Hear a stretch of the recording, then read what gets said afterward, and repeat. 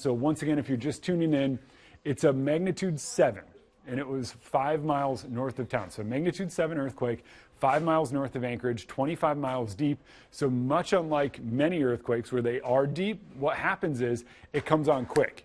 It just went from not shaking to shaking violently. A lot of this stuff fell within a matter of seconds. So it wasn't one of those ones where you go, oh, look, it's shaking, and it kind of builds up.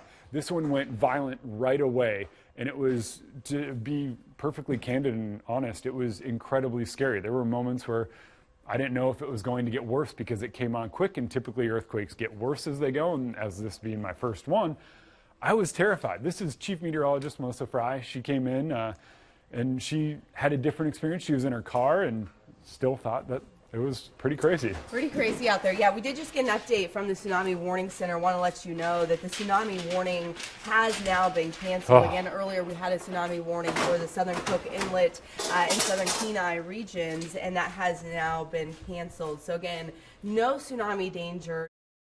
Very rare to have an earthquake that large, again 7.0, just within 5 miles here of Anchorage. And because of how shallow it was, this is why we're seeing the damage that we are seeing.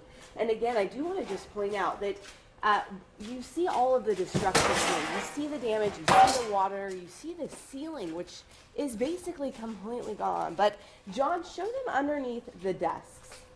Yeah, that's the biggie. So underneath those desks, completely intact. If you were here during this earthquake and this is where you decided to seek shelter. That is actually exactly where I decided to seek shelter during this earthquake. That is my desk, and I dove under. And you dove right under. Yeah, that's where you want to be, is underneath these desks. We are getting pictures in. One of, that looks like the Glen. This is the Glen. I don't know, John, if you're able to show this. I think that's where we have the Glen that was...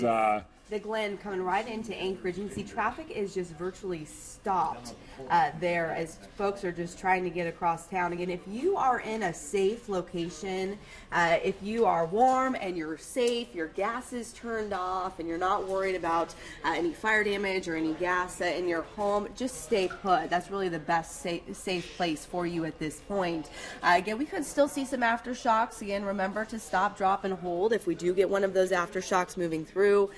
But again, stay put. If you don't have to travel across city, we are seeing a lot of traffic, people not able to get home because of just so many people on the road. Yeah, absolutely. And this is the case for many areas. So that's Minnesota and International. That's one of the areas that was hit hard by this. You are looking at that collapse.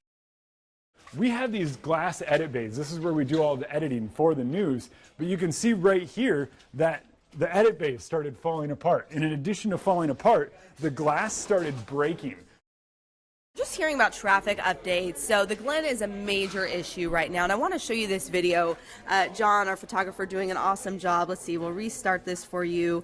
Nice to have this cell phone technology. So this is the Glen Highway showing an ambulance trying to get through that gridlock traffic, and it's having a difficult time doing so. So if you can stay off the roads, please do so to allow not only emergency vehicles to get through, but people just to get to where they're going. Again, if you're in a safe spot, your gas is turned off in your home, there's no immediate threat in your home, even if the power's out, that is still the safest place for you. Again, ASD is doing a great job to keep your kids safe. If you can't get to them, I imagine that's what a lot of people are trying to get from where they were at work to where their kids are at school. Know that they are busing them to a safe location, either at the nearby fire department or high school. We are doing everything. John, gotta go.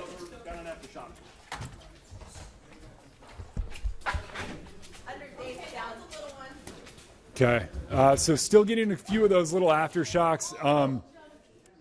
I think Dave LaValle felt that one a little before the rest of us. I was looking at him wondering why his hand was up in the air. Oh, I was on the phone, man. And I looked around because I thought maybe it was somebody walking around on the surface over here on the floor, and it wasn't. And all of a sudden we all felt that, so it's like scramble and do what you got to do.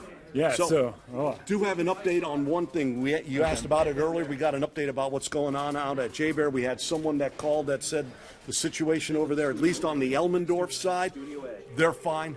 They're open. So good news out of there. Ted Stevens International Airport is also open. Call your airline.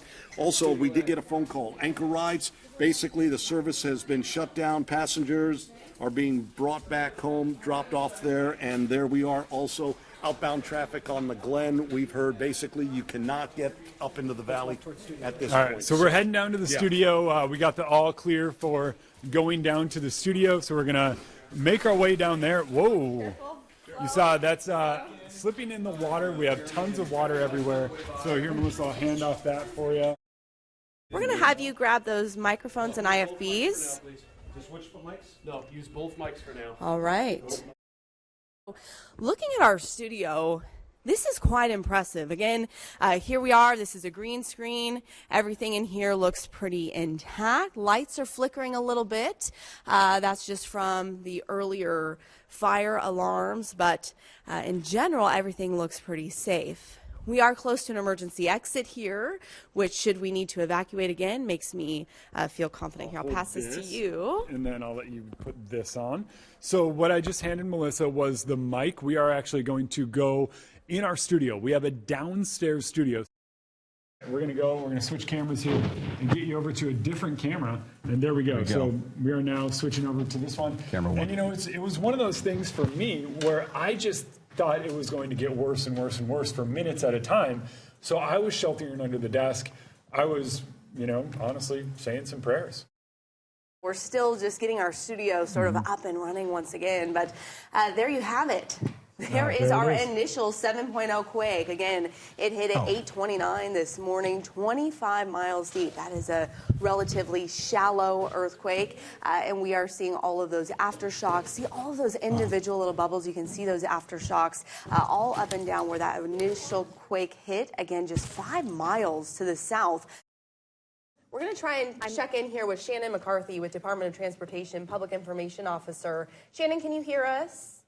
I can hear you, yes. Okay, so can you just give us sort of a briefing of what we're seeing here across the city? Well, we do have damage to all of our Priority 1 roads. So we have damage on the Glen reported, we have damage on the Seward reported, and on Minnesota Drive. Okay, so we've had reports of damage to an overpass on the Glen. Can you verify or let us know if that's correct? That is correct. From what I understand, it's the southbound Glen. I believe we have an outage map. So here we go. Take a look at that. This is the outage map. You're getting a lot of those reports. We are getting some information from Anchorage Police Department. Our reporter, Heather Hensey, is there with APD. We are going to listen in. This is Mayor Berkowitz. Thank you. Just made an emergency declaration because we are in the process of being able to move quickly. I want to thank the people of Anchorage for responding to this situation with calm and with preparation. It's one of the reasons why we've been able to get through it to this point without any major injuries. There's some infrastructure damages. Both the chiefs will report on what they are. The main thing that they're explaining is that, first of all, 911 needs to be reserved for emergencies only. They're completely being inundated with calls. So people that are having true emergencies, heart attacks, house fires, etc., are not able to get through. So please do not call 911 unless you have an emergency. That also goes for phone lines. Stay off the phone lines unless you don't need to. They recommended texting as an easier way to get through and have a better confidence in getting connected to who you need to. I think we have live video of what it looks like just upstairs in our newsroom. Do we have that, Brian? I believe we might. Okay. Oh, here we go. We're just going to shelter. If you're watching us from home, you should have somewhere to go. Have a place to go. And we also have Governor Walker's statement. Take a listen. Scary day for Alaskans. Been through earthquakes in the past. This one was different. This was very, very scary damage that we don't fully understand. I have not received any reports of loss of life. I issued a declaration of disaster a few minutes ago. We've had calls from the White House this morning. I want to show you another picture that we have coming into the newsroom. You can see the road completely cracked. We are seeing this across South Central, both in the Anchorage area and in the valley as well. We also have a live shot of what it looks like on the Glen Highway now, which is just a mess all morning. Obviously. So do we know exactly where this is? This is probably just out of Anchorage. Yeah. On the Glen. Looks like close to Muldoon, doesn't it? At this point. Yeah, you can see bumper to bumper. So ML&P on the right-hand side there. Okay. So that gives you an idea of where these folks are and how long that backup is right now. Okay, there's that damage right there. Some damage right there. Oh, that's the damage. That road is torn up. Yeah, you can see that. That's Inbound. They were evacuated to Fire Station 10, which is just down the road. Here's a look at the video. And our staff was absolutely amazing. After the second quake, we decided to evacuate to the fire station up here.